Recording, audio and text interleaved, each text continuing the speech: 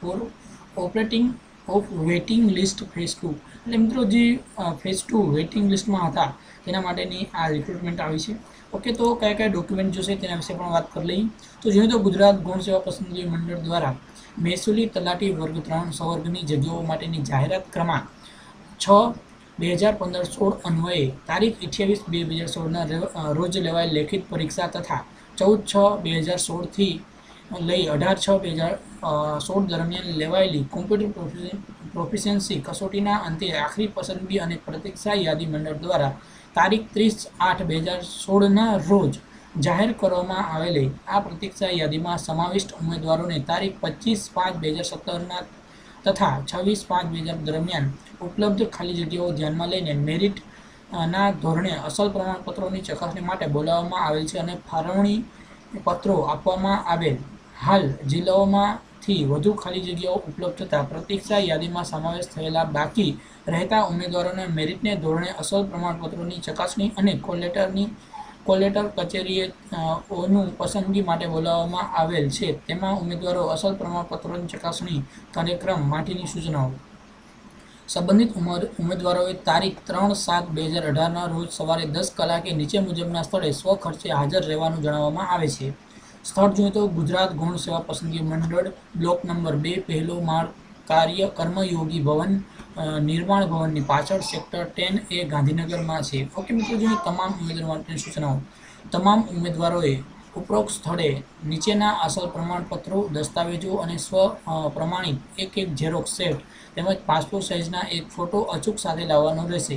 અસલ પ્રમાણપત્રો રજૂ કરવામાં નહીં આવે તો જે દિવસે અસલ પ્રમાણપત્રો રજૂ કરશે તે દિવસે ઉપલબ્ધ જગ્યાઓમાંથી પસંદ કરવા દેવામાં આવશે. જોઈએ તો કયા કયા પ્રમાણપત્ર. ધોરણ 12ની માર્કશીટ અને પ્રમાણપત્ર, ધોરણ 10ની માર્કશીટ અને પ્રમાણપત્ર, શાળા છોડ્યાનું પ્રમાણપત્ર. પછી જોઈએ તો સામાન્ય વહીવટ વિભાગ તારીખ 13/8/2008ના ઠરાવ મુજબ કોમ્પ્યુટર બેઝિક નોલેજ બાબતનું પ્રમાણપત્ર. SC/SC/BC વર્ગના ઉમેદવારો માટે જાતિ અંગેનું સમકક્ષ અધિકારી દ્વારા અપાયેલ પ્રમાણપત્ર. સામાજિક અને શૈક્ષણિક રીતે પછાત વર્ગના ઉમેદવારો ઉન્નત વર્ગમાં સમાવેશ થતો ન હોવાથી તે અંગેનું નિયત નમૂનાનું સામાજિક ન્યાય અને અધિકારી વિભાગ નંબર 6/2/1996ના ઠરાવથી નિયત થયેલા પરિશિષ્ટ ક એટલે ગુજરાતીમાં નમૂના તારીખ 1/4/2014 થી લઈ 31/3/2015ના દરમિયાન આવકને ધ્યાનમાં લઈ તારીખ 1/4/2015 થી અરજી કરવાની છેલ્લી તારીખ 31/12/2015 સુધીના સમયગાળાનો ઉન્નત વર્ગમાં સમાવેશ થતો ન હોવા અંગેનું પ્રમાણપત્ર અરજીમાં દર્શાવ્યા મુજબના પ્રમાણપત્ર નંબર અને તારીખવાળું લાવવાનું રહેશે અને રાજ્ય સરકારના નોકરીનું માટેનું પરિશિષ્ટ ક ગુજરાતી પ્રમાણપત્ર જ માન્ય ગણાશે. ઓકે, તો આમાં જે પરિશિષ્ટ ઇંગ્લિશમાં આવે છે ને ગુજરાતીમાં પણ એટલે જે આપણે ક્રિમિલિયર કહીએ છીએ, ઓકે, તે આ ક છે. ઓકે મિત્રો, તો જે અગત્યની સૂચનાઓ હતી.